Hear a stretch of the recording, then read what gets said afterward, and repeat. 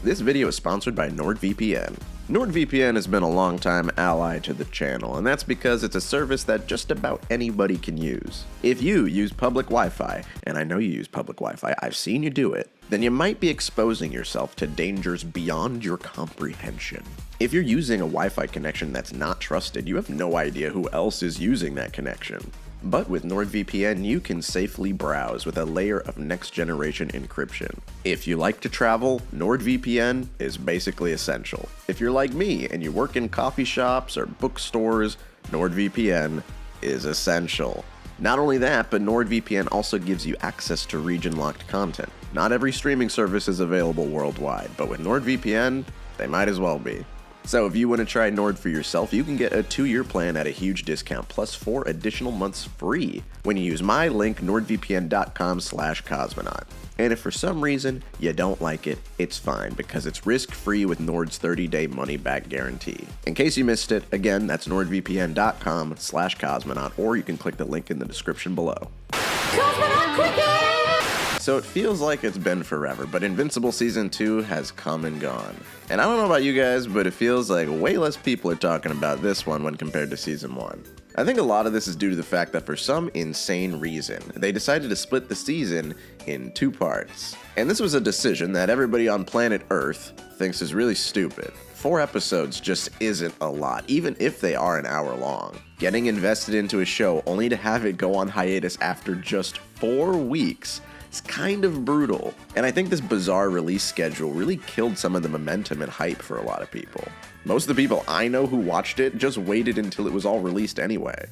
I normally like to get these videos out a little sooner, but most of the people I know haven't even finished the show yet. I don't know why they did this. They claim that it was to generate hype, but I think it did the opposite. I can only hope that the overall negative reception of this choice will get them to reconsider their release schedule for the next season. But thankfully, once I did get around to watching the show, I was pleased to discover that it's still really good. And I think Invincible is officially the closest thing that we will get to American shonen since, like, Avatar: The Last Airbender. And I think that this season improves a lot of things that I complained about in Season 1. In my last review, I had the minor complaint that the Omni-Man plotline was far and above way more interesting than the other subplots, but here I think the opposite's actually true. I think the side characters are the highlight this season. We have Rex, a character that I thought absolutely nothing of in Season 1, and here he became one of my favorites. His story takes him in a direction that I think is really interesting and leaves a lot of room for more development later on. Debbie is probably my #1 favorite character of this season, and I like how we can see a more realistic take on what the life of a superhero spouse would be like. Hell, even Donald has a good story arc this season. I really think every single side character is done really well, at least the ones that survive. And they all have side plots that kept me watching the show. However, I can't really say the same for Mark. I don't think Mark is done badly in this season at all. I think his character arc works, but my problem is that his arc takes the entire season, and it mostly consists of him being like, oh man, being a superhero is really hard, and having a girlfriend is also really hard. And that's fine, but it is the exact same problem he was dealing with in Season 1. I was really invested in Mark when his conflict had to do with his dad, or his duty to the planet, or his hesitance to kill people. But whenever he started having issues with college and his girlfriend, I was way less interested. I don't know, I just don't understand why he wants to go to college so bad. Like, you got other shit to do, man. I just think the Amber stuff is really drawn out in this season. Like, it doesn't take a genius to realize where this conflict is going to lead. So it feels like it was stretched out a little too much. There are episodes that don't really focus on Mark that much, and they ended up being my favorite in the show. All the other plot lines are really cool. They flesh out the world and the characters in ways that I really wanted to see, and then it cuts back to Mark trying to date his girlfriend, and it kind of killed my excitement sometimes. Though I will say, Amber as a character is greatly improved.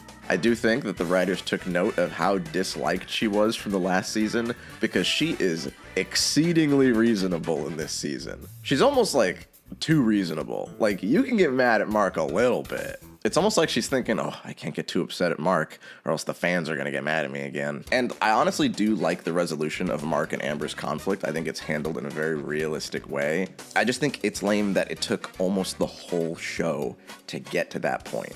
I do also have a few nitpicky things that don't really ruin the show, but there's still aspects that I couldn't stop thinking about. Firstly, they gotta hire more voice actors.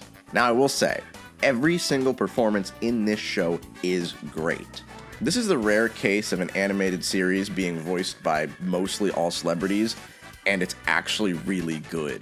Like, everybody is giving it their all. I always say that Seth Rogen, while a good actor when he wants to be, is still really distracting a lot of the time, but I think his performance as Alan is amazing. It adds so much texture to the character. I cannot imagine anybody else voicing him. Like, there's a reason why he's most people's favorite character in the season. Steven Yeun never misses, and I can't imagine a single human being on Earth voicing Mark as well as he does.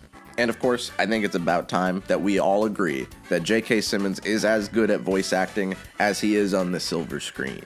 I started reading the comic after I finished this show, and I hear every single voice from the show in my head while I'm reading it. That's how solid the cast is. But when it comes to the side characters and extras, they're usually voiced by like the same 3 people, and it can be really distracting. I think Grey DeLisle voices like 10 side characters in this season.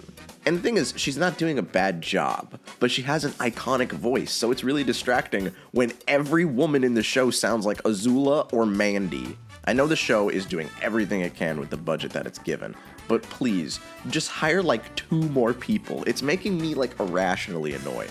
I know most people don't notice stuff like this and they don't care, but I have to bring it up because I can't get over it.